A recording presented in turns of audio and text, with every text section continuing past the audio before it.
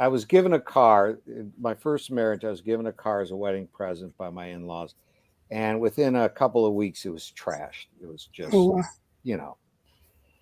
And years later, I bought a car with some money my grandmother had saved for me, and I earned myself. And um, an accident happened where somebody threw a cigarette out the window, came back in, landed in the back seat, burned a big hole in the back seat. wow. And I put the car in a garage. I couldn't even look at it. I was so heartbroken about it.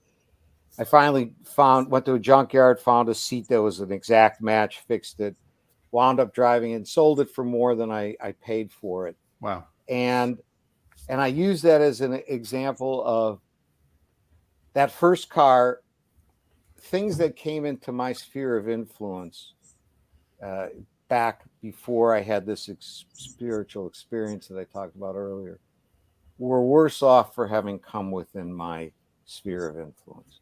Mm, And now later, years later, I saw the car as a kind of a analogy that things that came into my life now, things and people were better having mm, been in my sphere of influence.